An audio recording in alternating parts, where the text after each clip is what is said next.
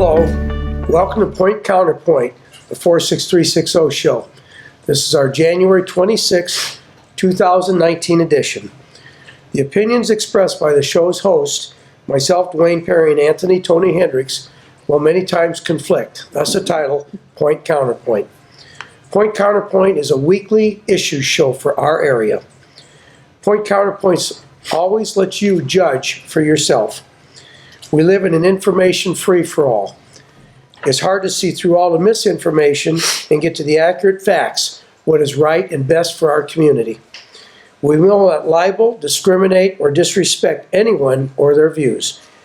We believe in the constitutional First Amendment right of free speech, and we support anyone who voices their opinion as part of their duty to their community. This program brings you just that, an unedited, honest, candid discussion of issues.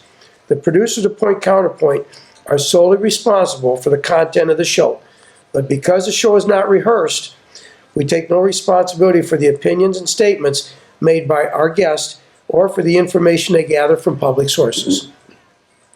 We will adhere to all applicable federal, state, and local regulations concerning limits of public speech and program content. The intent of this show is to thoroughly research current issues that affect our community, present the facts surrounding those issues, discuss the pros and cons, then to present to our audience what we together or individually feel is the best solution for both the community and the public. Point Counterpoint 46360 show is a property of its producers, Dwayne Perry and Anthony Tony Hendricks, and may not be rebroadcasted without the permission of its producers. The producers take no responsibility for the opinions of others in the postings of comments in chat rooms, blogs, video logs, forum posts, or other media. We welcome and encourage ideas and suggestions for the show. We can be reached at 46360show@excite.com. Our shows will air on Comcast Cable Access and will be rebroadcast by us on YouTube under the label Point Counterpoint 46360 show. All you have to do is search 46360 show. Again, welcome to Point Counterpoint, the 46360 show, brought to you by Dwayne Perry and Anthony Tony Hendricks. We hope you enjoy the topics, our discussion, and the show. Well, let's get started, Tony. What do we have on our agenda for today? Well, I'm throwing it back to you. It's your agenda. Uh-oh. Giving it to you. You rat. I'm looking at minutes from the August 10th, 2015 redevelopment, but we'll do that later. All right. We try to meet each week before we go on the air to finalize 5 topics. Well, it was yesterday afternoon, and Tony was on. Wait, we're back early because... Yeah, we are. We're back early. You're right, because there's a lot of good things happening that are worth talking about. Okay. So I passed Tony. He's on the fly. I say, hey, let's sit down. Well, we sat down for about 90 seconds, and I've got 15 topics in front of me. So I guess we'll wing it. We can't do all 15 topics, but we'll start with, I'll kick the show off with unemployment. All right, we talked about that. I think it was our last show. Yep. There was an article in the paper that unemployment in Northwest Indiana had gone up. The number of people that are unemployed has gone up. Well, the other day there was another article, and we're going to...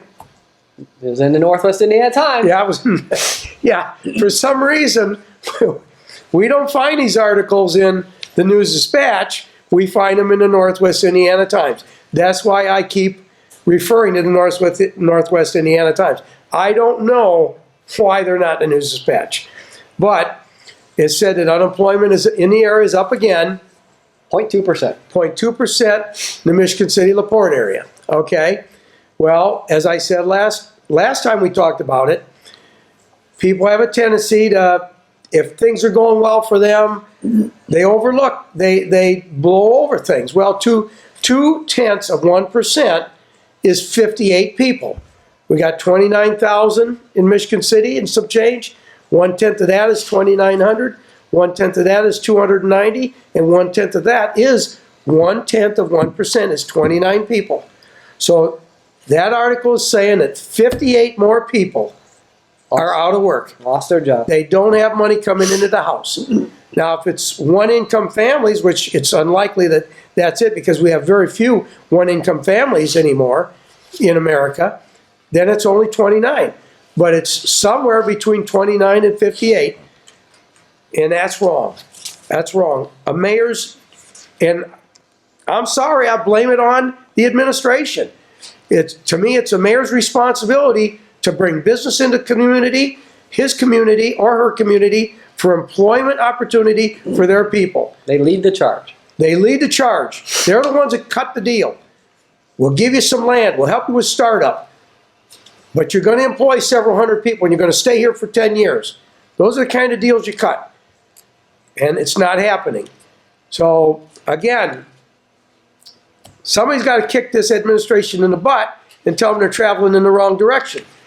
Instead of luxury apartments on Pine Street and 7th Street and Franklin Street open-air parks, let's invest some money on bringing some business to town that brings some real jobs. And again, not construction jobs. First job I was ever on. Son, every day you come to work, you're working your way out of a job. Job gets finished, you get laid off. Construction jobs are temporary jobs. Manufacturing jobs are permanent jobs. How many of those are we getting? None. Zero. Yeah. And we don't want to hear LaPorte City jobs and LaPorte County jobs. This is Michigan City. We don't know.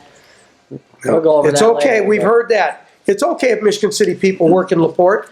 Well, if the company's Be nice if they situated in LaPorte, they don't pay property tax to Michigan City. And every dollar of property tax that we lose is more of a burden on you and me. So, no, it's wrong It would from be top nice to if they bottom. didn't have to travel to LaPorte for a job. They could stay here in Michigan City.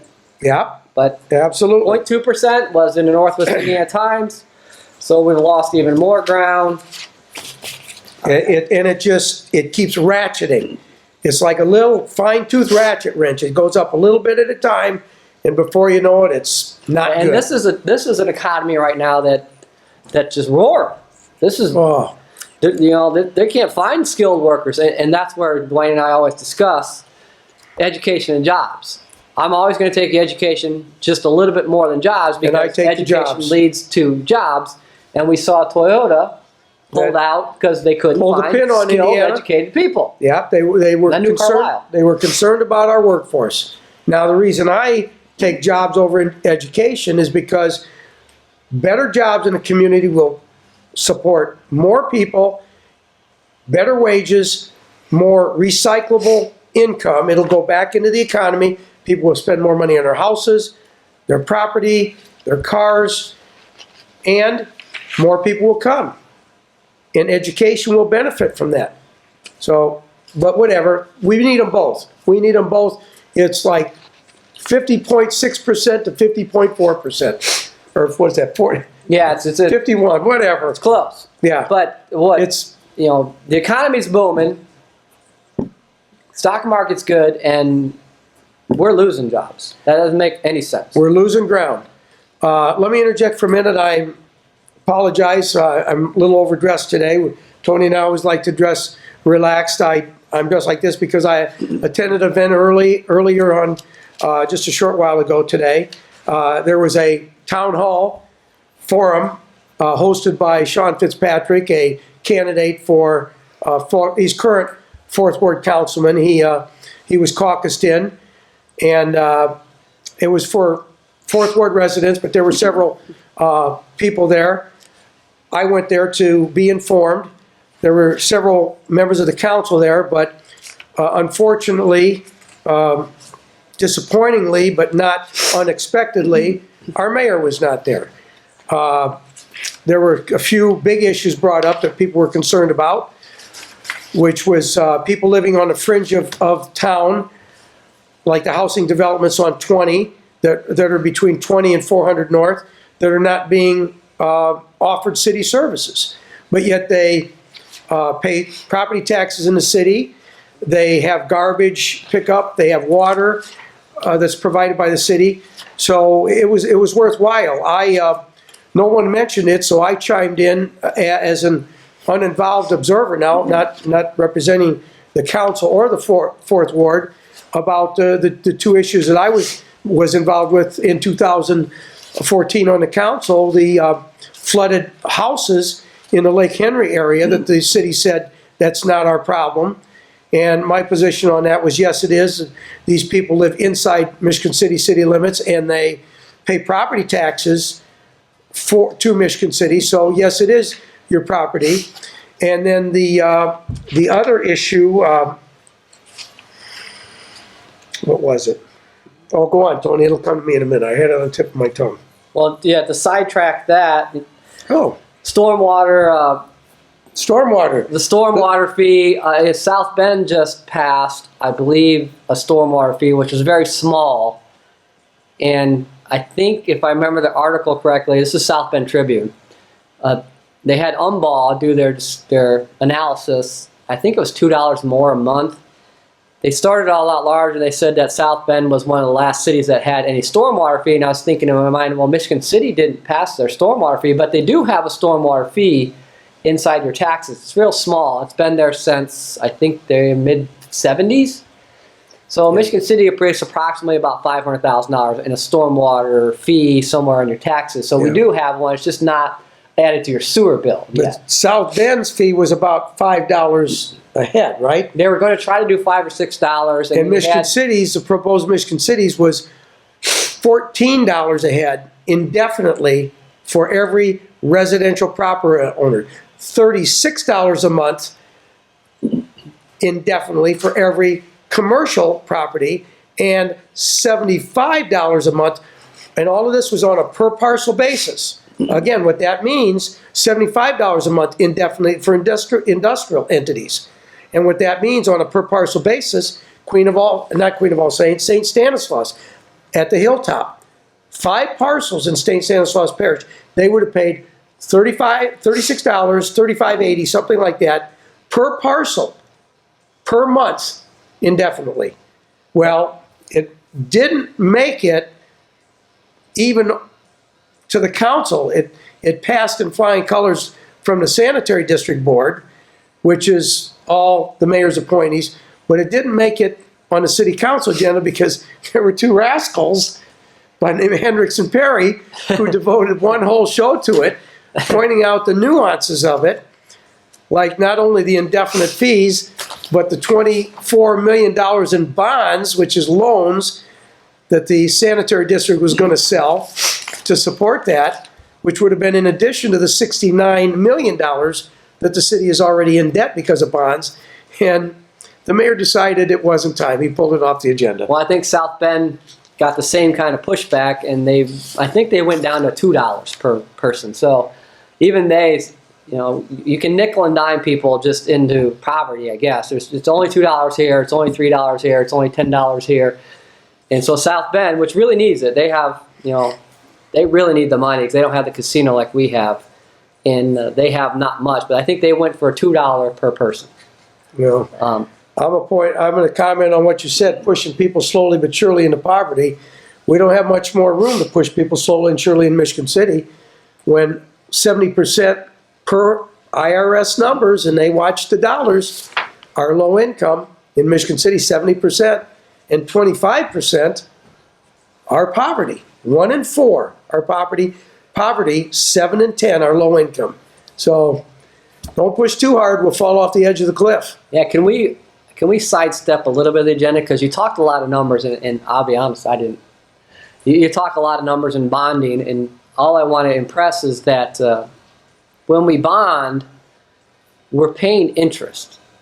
And I can't remember. What was Ohio Street? Ohio Street was like $8 million, and we would have to spend $11 million. Yeah. We're going to spend $11 million bonds. So it was $2 or $3 million just in interest that will never, ever see a shovel of dirt or a boot on the ground. Yeah. 2 or 3 million. So I want to dovetail that in the police station because that was a big article. It's a loan.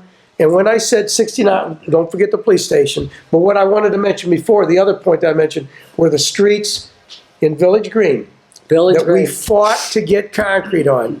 As president council, I said, we owe the people of Village Green concrete streets. The original letter that was written by Francis Fetter, mayor of Michigan City in 1955, as part of the application to HUD for the development of Village Green, said we will maintain that subdivision in the spirit that it was built, and it was built with concrete streets.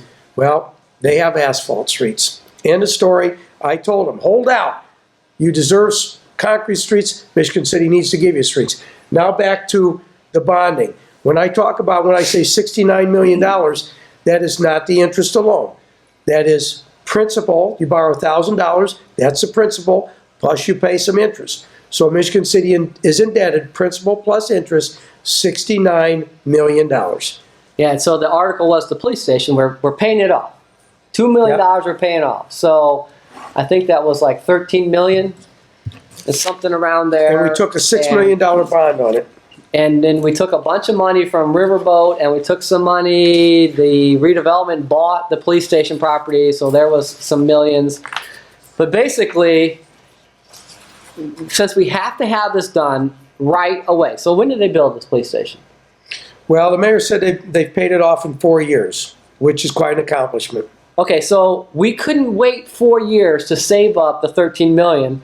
Instead, we had to bond it and pay right away the $8 million, right? We had to, right away, we had to spend the $8 million and bond it and pay the interest because we could not wait. The police department could not wait 4 years to save up the money and build this with cash on hand. So we chose, the city chose, I mean, because the people elect our officials, that it was okay to waste millions of dollars because we had to have it right now. That was my point. If they got it done in 4 years, we paid it off in 4 years. Couldn't we have waited 4 years just to build it? And then we'd have done it with cash on hand? And then we could have taken whatever, the $1 or $2 million that we had. Okay, it must have been $8 million in bonds. This newspaper article is a little bit confusing because it says 4-year plan to finance $8 million of the $13 million project. So it must have been $8 million in bonds. The city made an initial down payment of $5 million, using $3 million from the riverboat funds and $2 million from the sale of the former police department property to the redevelopment commission.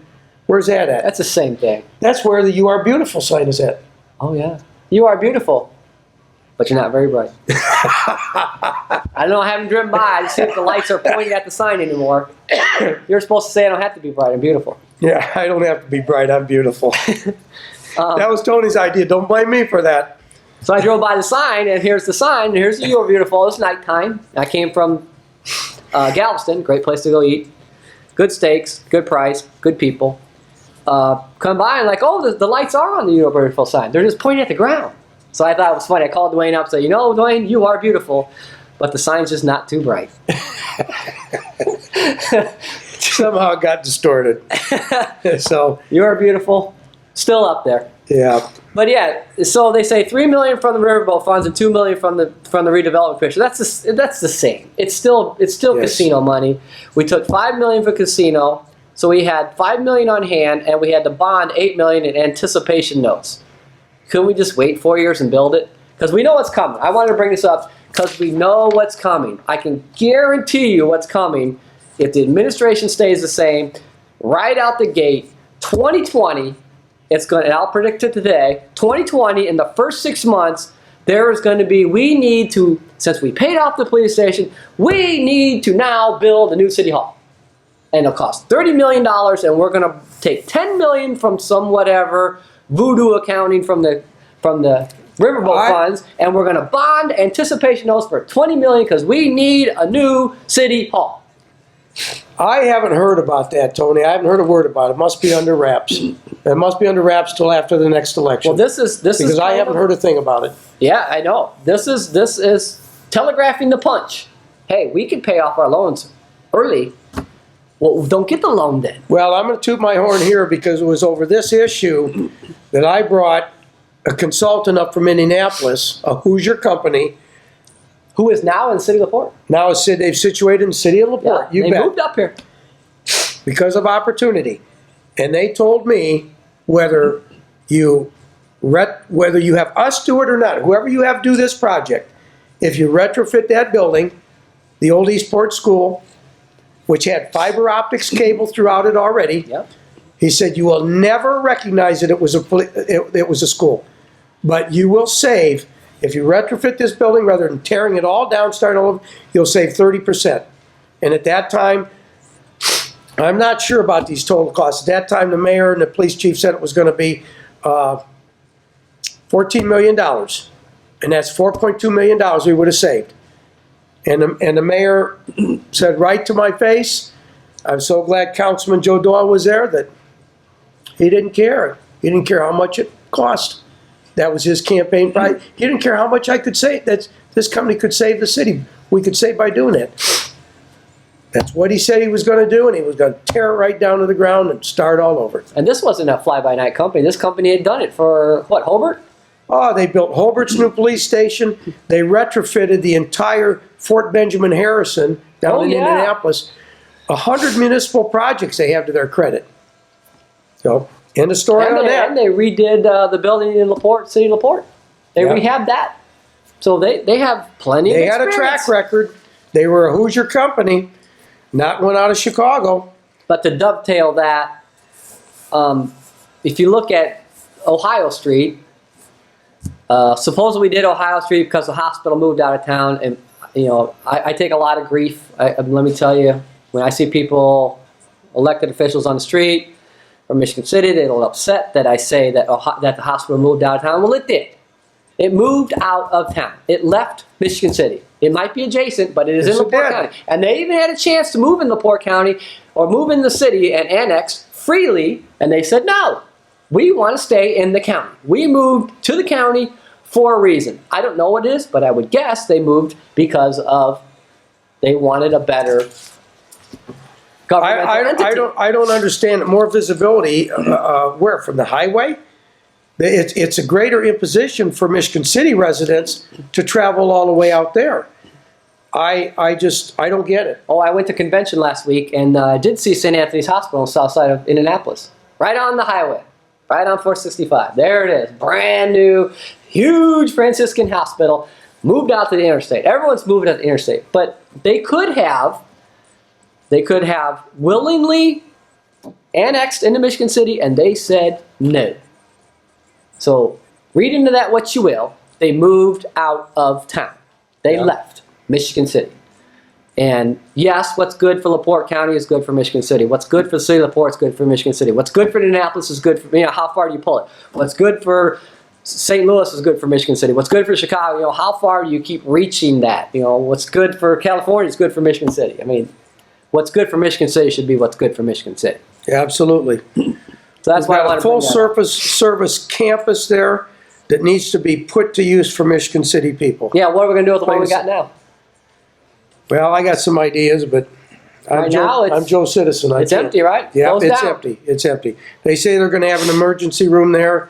Well, that's fine if they do have one. They kept some stuff. They're talking about the Cool Spring Medical Group. That's Franciscan. They're in Cool Spring, so they're trying to decide what they're going to do with these satellite facilities, but we're not sure yet. So the best part of this article, which we have hit on before, which why I brought up education, was Superintendent Barbara Easton-Watkins. The city was able to secure Eastport property, the Eastport School, in exchange for providing the school system a school resource officer at no cost for 5 years. So we've said it before. We need to find ways that Michigan City can take the casino revenue and help out the school. The school is in way more debt than the city. And we have teachers that are far underpaid.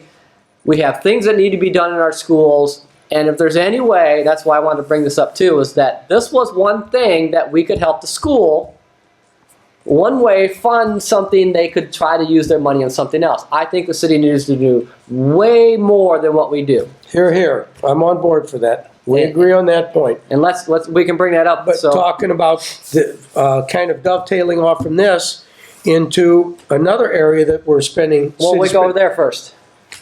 Oh, go ahead. That's yours. You. So there's an article in the paper that we got a new fire engine, and the city wants to give it to the school, to the A.K. Smith Center, for it's got to training. be. It's an old fire engine. It's an old fire engine. The old one.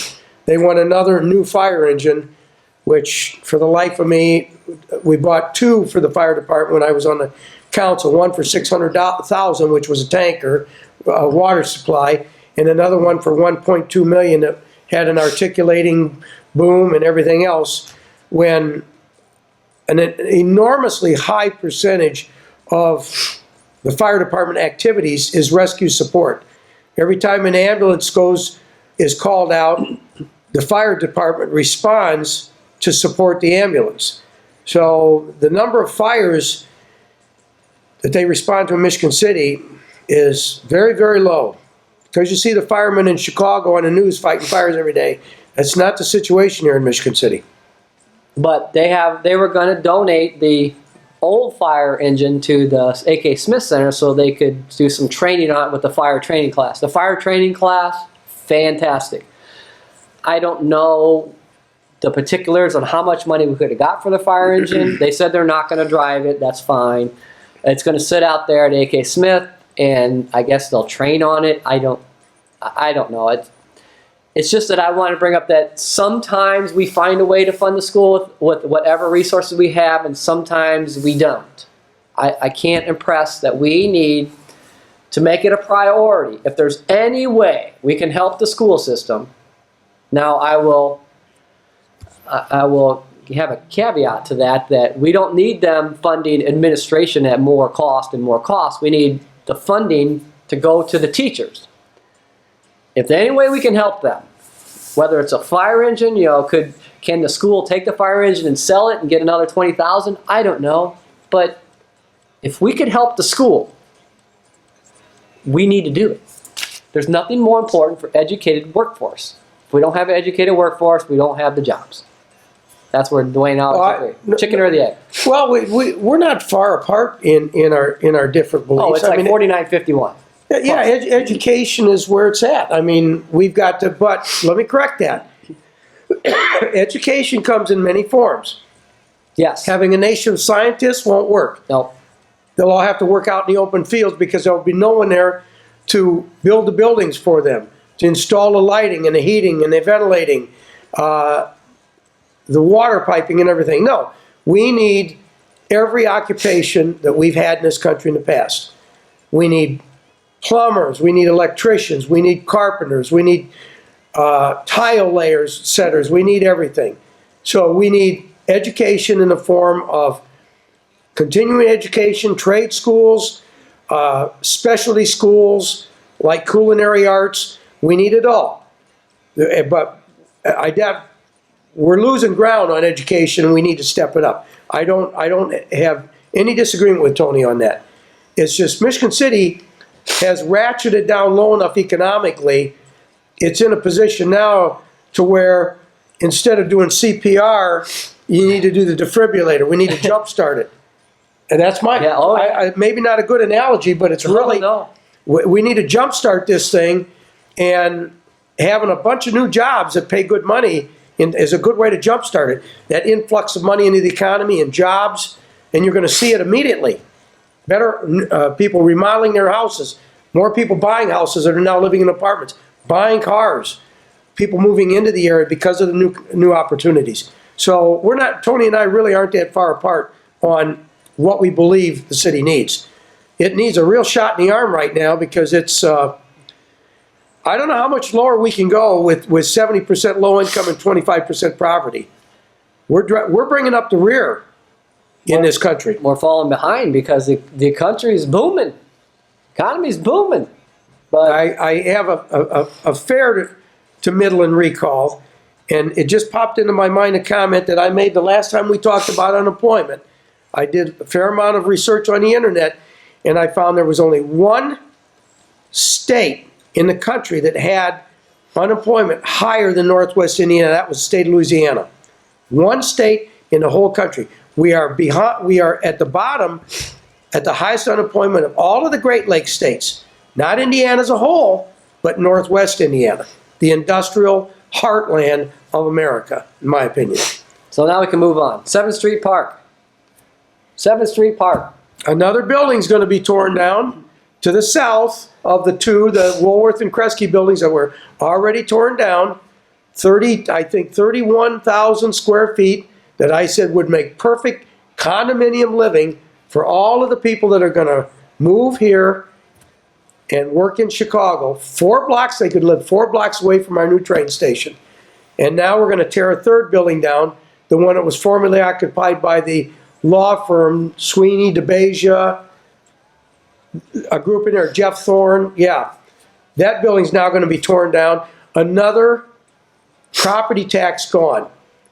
They redid that building, I'm thinking 80s, early 80s. They had a whole renovation there. It wasn't a bad building. There was the law firm was upstairs, and in the lower level was an engineering company. Yeah, Wasn't that? Yeah, it was, That wasn't Haas. That was another one. was it Protraz? Yeah, I think it was Protras. Yeah. So here we go. That's a nice building. Wasn't a bad building. More property tax gone for an open air park, and I can't resist it. The last time the mayor talked on the radio about the open air park, we talked about the article that they had with the big planning session on what. This is pretty fine print here. I'm going to have to put my eyes on for this one. Well, a little bit on that. A little bit of that article. Okay, I thought it was. go ahead and talk. I thought it was very intriguing that we hired some people to get the ideas on what they want here on this plaza on 7th Street. I'm thinking if we hired a local person, they probably would have known what we want and what we need. But so we hired somebody to have an outreach and find the ideas that we need.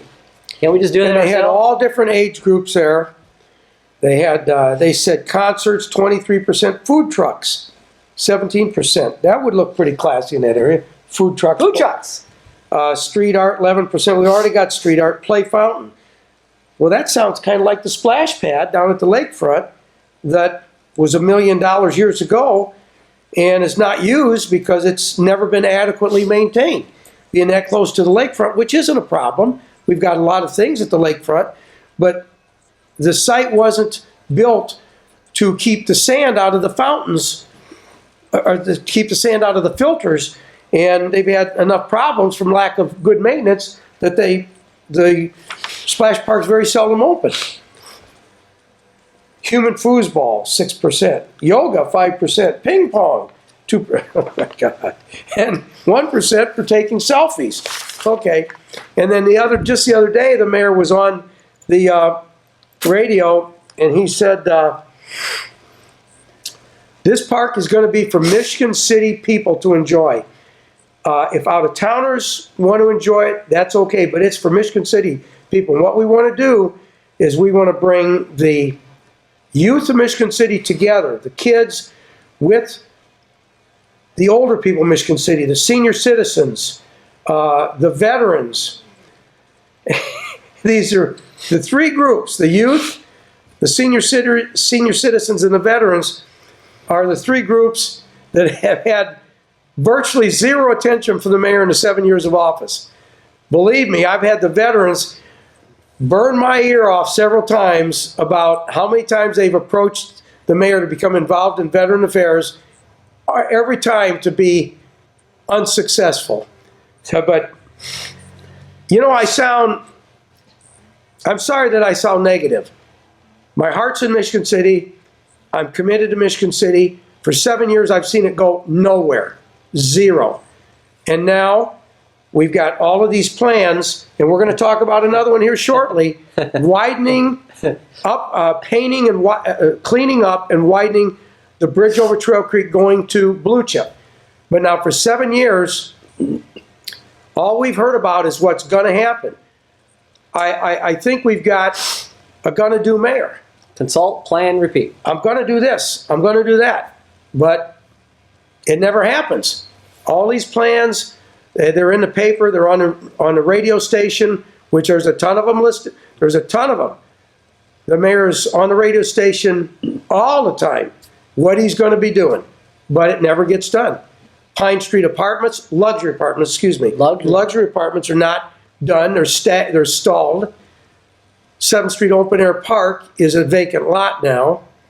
Now they're going to take jackhammers and chisel off the concrete wall on the south side, basically the bridge over Trail Creek. And there's another, I think they said $2 million in bonds are going to, they used $3 million in bonds for the Wabash streetscape for more plants and trees, and it still doesn't cover up the dumpsters and the air conditioning units on the back side of Lighthouse Mall. It doesn't look any more attractive. It doesn't look a whole lot different than it did before. But it was another $3 million spent.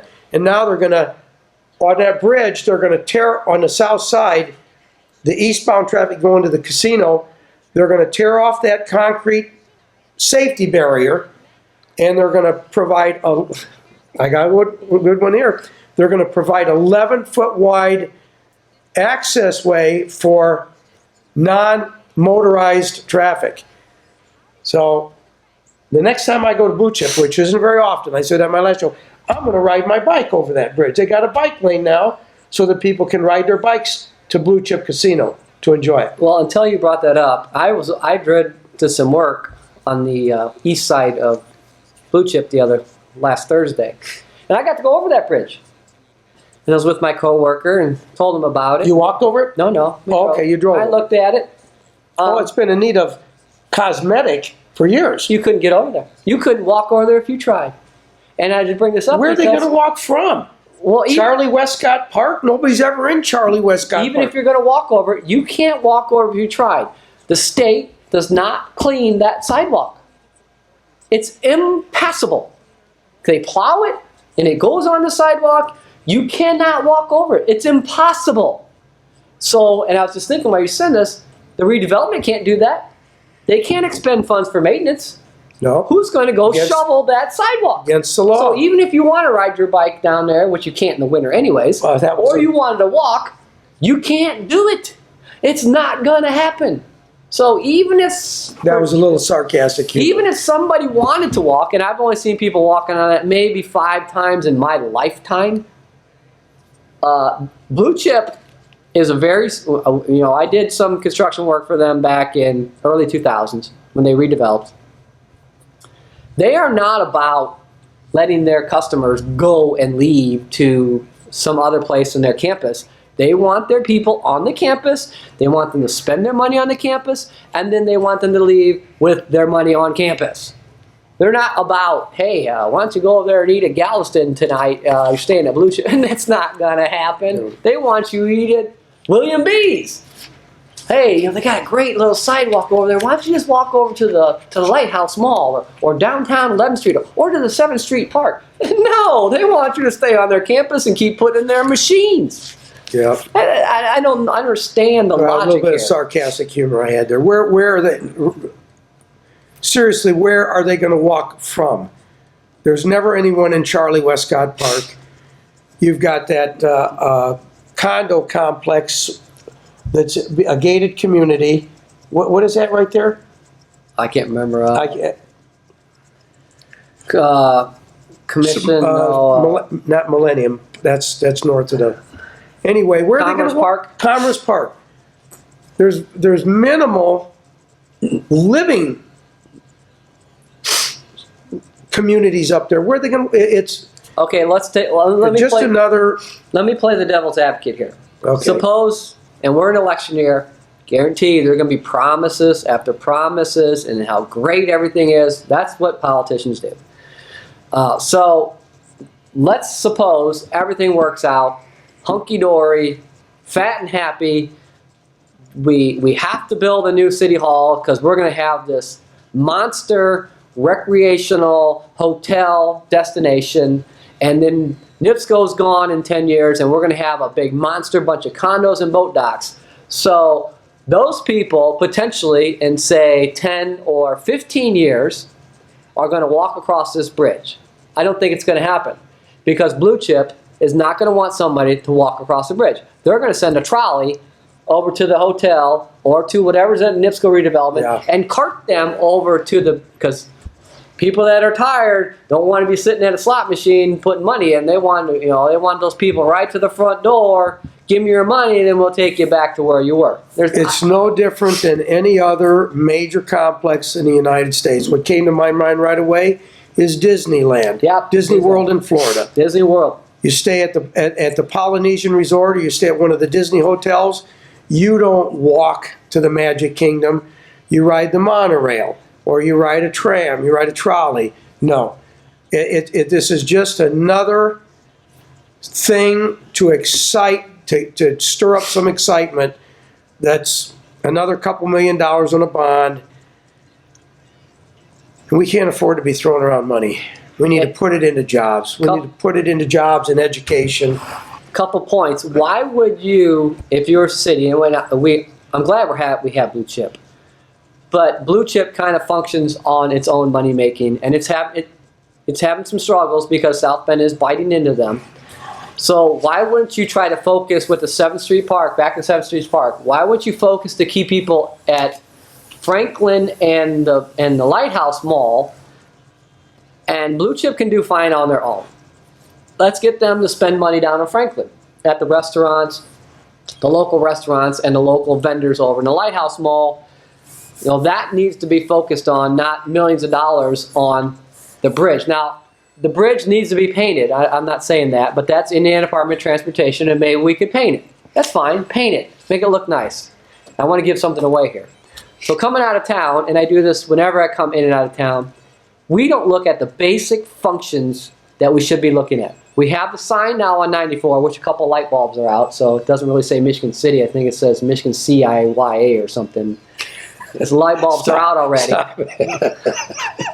But on the boulevard, we have that rail. What is that? Norfolk Southern. We have the rail that we go under, and that bridge looks horrible. Right by the suburban lanes. Yeah, couldn't we paint that so when it comes in, you say, welcome to Michigan City? I'm sure the railroad bridge would love for us to pay to paint their bridge.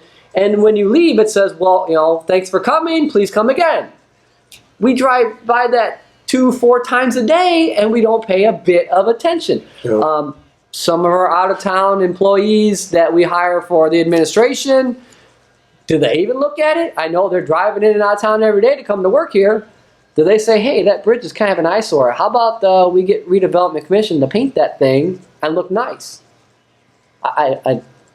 That's kind of my, you know, as a business owner, blue chip can handle on their own, and they will. We need to make sure that Franklin and the Lighthouse Mall function very well, and those people kind of stay there. We don't need them, or the beach. We don't need them. We don't need to worry about them going to blue chip. They're going to find a way. Blue chip can take care of its own. So 7th Street Park, another building gone. Okay, I can make another prediction. There's still one more building. I think it's the old Petty's building next to the art space. I predict they'll buy that and tear that down too. There's still one building left, right? Between the one they're taking down now and one more? I think there's still one more. Sears was on the east side of Franklin Street. Montgomery Ward's was in the basement of the Warren building. I think it was Penny's. Penny's was on the west side. If I remember, that building, but you know, right after the alley and art space, I predict they'll buy that one too. Yep. And they'll tear the whole half a block down. I think you're right. I have to smile because I said, flying by each other, we came up with 15 topics. We've hit 6 of them already. Yeah. And we always say, well, we're just going to do 5. But there's one I want to touch on, one more. We're flowing into the last couple, the last bunch of them. What's changing Michigan City, good or bad? Where are we going to be in 5 or 10 years? Okay. I want to touch on the article that was in the newspaper the other day about the LaPorte County Drug Task Force. Oh, wait. Can I interrupt? Yeah, go ahead. I forgot why I was looking at the August 10th, 2015 redevelopment minutes, because you brought it up, the bridge on Highway 12. Okay. I said, that's been going on for quite a while. So I'm going out and I'm looking at minutes. Yeah, it's worth it. August 10th, 2015. Global Engineering was working on it. And now we got Structure Point. Took it away from Global, gave to Structure Point, who's done phase 1 and 2 of Michigan Boulevard, the police station, now they're doing the bridge. They've kind of got a monopoly. Seems on like Michigan City they really got a stronghold on it. Yeah, and I don't think they have to bid the work. No, it's professional services. But so that we've been going concerns on me. Before 2015 on this bridge, which is... Well, it's an election year, Tony. That's right. So I just wanted to... That's why I bring it up. It's funny how everything on the news, it's starting now, it's going to be completed in 2020 after the elections. Okay, I do want to comment on this newspaper article because for 4 years on the council, every year in the annual crime report, crime is going down in Michigan City. Things are getting better. Well, like I've said many times, numbers don't lie. I read this article, and they gave quantities of illegal drugs that they had confiscated, okay? Which is crime. If you Yeah, they're illegal. They're Yeah, illegal. if you take somebody's cocaine away, they committed a crime and you caught them. Yeah. Okay, between 2017 and 18, cocaine, there were only two categories that went down. Yep, two. Cocaine went down 43% in 1 year. How are we doing, Andy? Andy just walked in the room. Oh, we have about 9 minutes left. Okay, cocaine went down 43%. And pills went down 82%. Good. Unfortunately, heroin went up 274%, which means that they confiscated over 2 times as much heroin, 2 3/4 times as much heroin in 2018 as they did 17. The bad one was methadone type, crystal meth, that kind of stuff. 30 times more meth were confiscated in 2018 than 17. 3,000%. Ecstasy up 17%. Marijuana up 13%. When you have more drugs confiscated, more arrests, I don't know where I'm missing the boat here, but I don't understand how crime can be going down. We have a problem. Huge problem. Meth, 3,000%. 30 times more meth were taken into custody in 2018 and 17. So, yeah, we need law and order. Well, what's But we interesting... do have today at the forum I went to, there was a police officer. They're doing reconnaissance, a little bit of reconnaissance work on the attendees and the committee, so that we know who's there. That was interesting. So what's interesting about those numbers is that the pills went down 82%, but meth skyrocketed 3,000%. And I believe that there's been studies that we're trying to get these people off pills, and we're talking some of these are prescription pills, but then we've created such an addictive chemical in this Vicodin and these pills that they're not just quitting; they're moving to meth. And then they're overdosing, and we see a lot of people dying. We're struggling to have our ambulance service and our firefighters and our EMS people to handle what's going on, because they're not just quitting. You could take the pills away, and the state's going to do a good job of that, but they're going to turn to something else. They're just not going to quit. We've made such... Crystal meth is a nationwide epidemic. It's not just Indiana, Northwest Indiana. When I lived out in the state of Washington for 5 years for family medical issues, taking care of my parents, state of Washington, beautiful Washington, sleepless in Seattle. They have an enormous crystal meth problem out there. Every state in the country does. But just because everybody else has a problem doesn't mean we have to. We have to forge our own way and take care of our own problems. And again, we say this nearly every show, we have a brand new police station, and we have the state police running around town, which drives me crazy. It drives me up a wall. Yeah. The other thing I saw in the paper that was interesting was I lost touch with that since I was on the council. There was an article, the city is updating the hiring registry, which is works in conjunction with the mayor's hiring ordinance, which I guess in the last couple months we've had picketing outside City Hall over that. Last year we had some national Yeah, last news. year, because we're already, in 2019 now. You listen to the picketers and it's been a dismal failure, which I believe it has from the people that I've talked to too. So I don't know what that's going to do for it, but apparently their residents urged to sign for work on city projects. Again, construction projects. Here for a while, the job ends. Thanks, there's your last paycheck. Now you're out of work. We need permanent jobs. So where do we go from here? I don't know what to tell you, because Well, we talked about the hospital leaving Michigan City. Wow. the hospital left Michigan City. The hospital's open, looks beautiful. It's gorgeous. Economic development. We're going to spend $11 million on Ohio Street, so it's easy to get to the hospital. So we're kind of encouraging people, hey, if you leave Michigan City, we'll build you a road to get to your hospital outside of Michigan City. And I guess we did that under the idea that our people still need to use Well, the there's a lot hospital. of things we're gonna do. This is a gonna do administration. We're gonna do it after the election. And again, Ohio Street was Next not year. any new lanes. That was a turn lane. There were not new travel lanes. That was, It doesn't benefit traffic flow. You still got traffic going through one lane. yeah, you The still only have- time it uses the other lane is to make a left turn. A left turn lane is a safety feature. It's wonderful for reducing the number of rear-end collisions. Increasing traffic flow, nope, I'm sorry. Delaying traffic flow, it does a good job of not delaying traffic flow.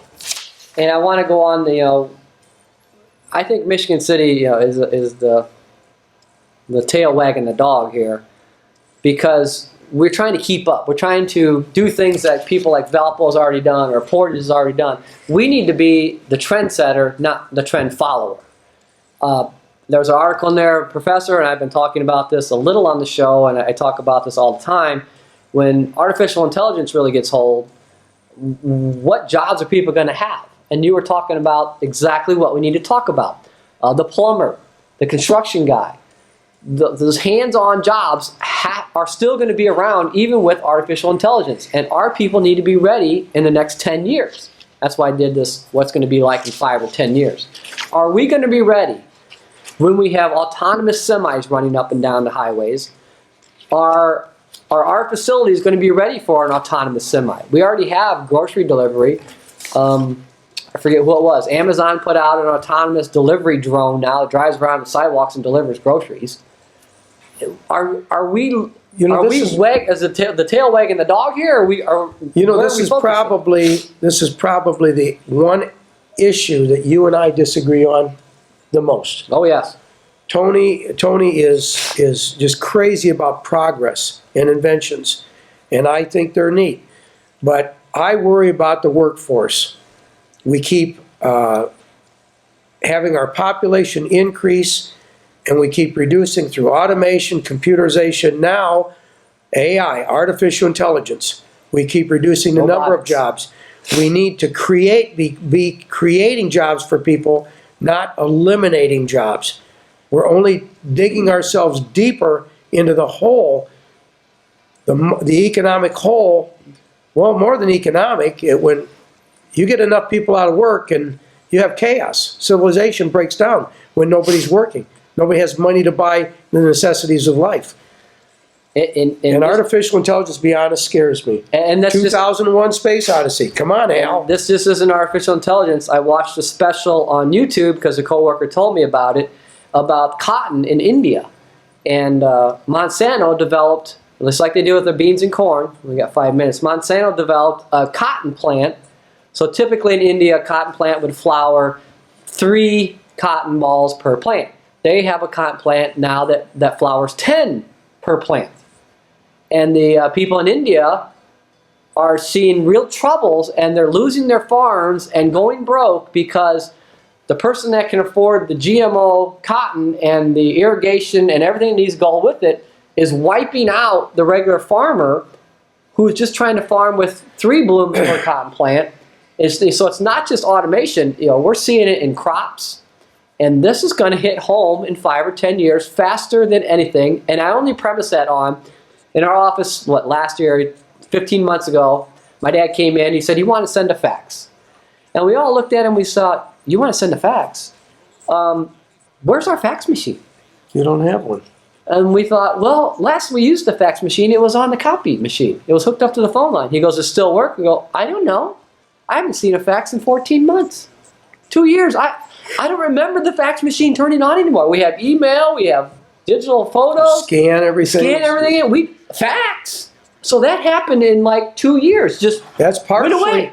That's partially translating into an everyday scenario. That's partially what's been the demise of the U.S. Postal Service. Well, yeah. Once the government said that an email is a legal document, Yep. the same as a letter with signature, all of a sudden people start doing business over the internet. But it's instant. There's so few pieces of correspondence going through the Postal Service compared to what there used to be. That's why stamps are now going to be 50 cents a stamp. Now they're going up. 55. 55. They're going up. 55 cents a stamp. So this is not just AI and robotics. We are going to be there, I think, in 3 to 5 years. Is Michigan City going to be ready? Are we going to change gears and try to find a way for jobs in that arena, or are we going to keep following other people, hoping that they got it right, and we're going to be lagging behind? I think we need to focus on, if robotics are coming, and artificial intelligence, and self-driven trucks, and automated food services, our people need to be ready to maintain that equipment. Well, we can't, I agree. We can't worry about the entire nation. We've got to worry about... We need to worry about Michigan City. Michigan City will follow the nation. Every community does at different paces. But it concerns me where the nation is going with the reduction in jobs. And eventually when it hits us, we're already in bad shape. What is it going to do when we lose more jobs? It's going to be horrible if we're not having our people ready for jobs in the AK Smith Center for fixing robots or fixing automated vehicles. We got 2 minutes, so I know you have a watch. Maybe Andy's going to have to give us the 30 seconds or something.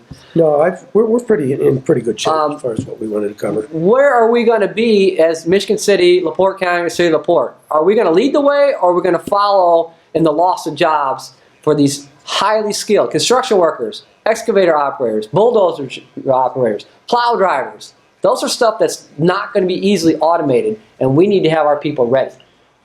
I agree. Very quickly, because we're out of time, I got something here that just came to my mind. This will get you. Okay, just a little bit of hysteria for our audience now. Okay, we all know about Alexa. We've seen it on TV. I don't have one. Alexa, okay. Alexa, what's the temperature outside? All that. Okay, we've heard about Google monitoring our email searches. We've heard from Edward Snowden. We found out what the NSA was doing. Okay, every time you raise your voice and you use the word Alexa, down to 1 minute, I'll talk fast. Every time you address Alexa, it responds. You answer it so it's listening to you. Learning. It's learning. It's listening to you.